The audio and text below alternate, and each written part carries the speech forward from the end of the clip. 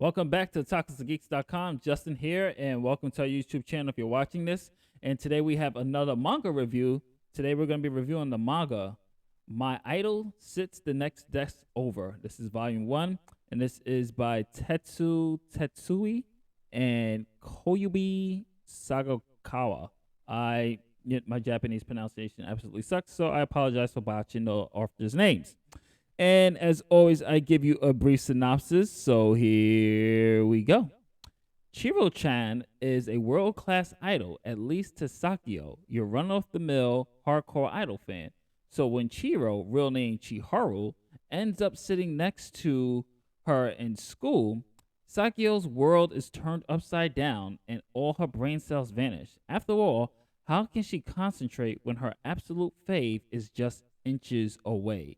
But she needs to be on her A game because she may not be the only one who's totally gaga for Chihiro.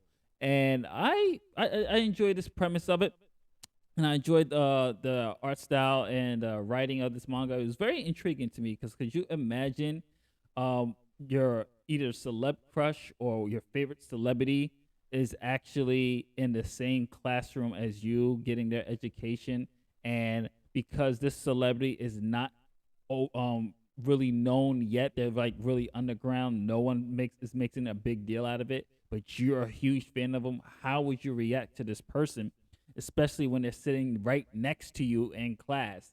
So this is the predicament and the setup of this manga, and I really did like it. I did like how they really examine what it means to just be an idol, what it means, and it's just a real nice examination on fandom and hardcore fans at that.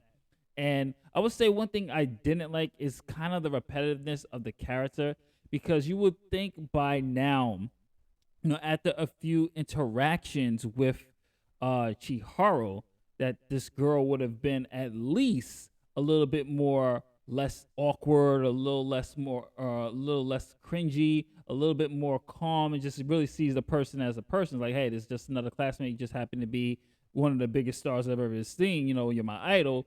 But you would think by after the interaction, other interactions, that the character would get a little more calm.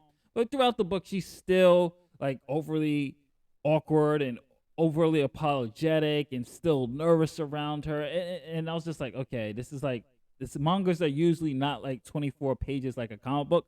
So the fact that it keeps going over and on, it was just like, okay, we need a quick character switch up here real quick about this. But they did introduce other elements, which I thought was very intriguing, is that Sakio, the girl who's a fan, was getting DMs from other people saying, you better stay away from her.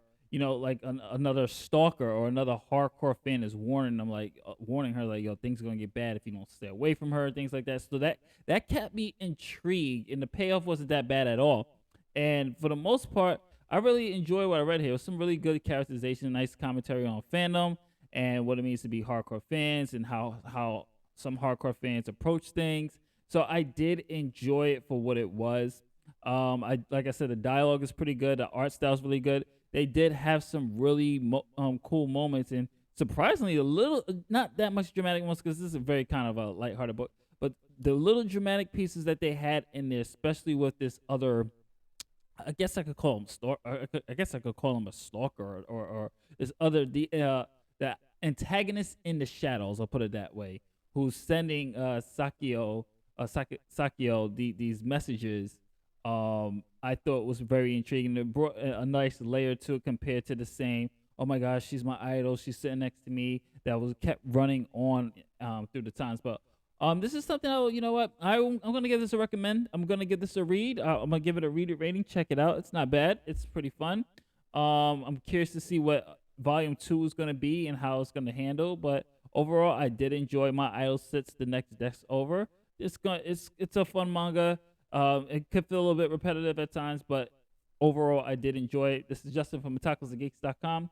Don't forget to follow us on all social media channels: twitch.tv/TheTacosTheGeeks, twitter.com @TacosandGeeks, Instagram @TacosTheGeeks, facebook.com /TheTacosTheGeeks blog. Later days, I'll catch you on the next review.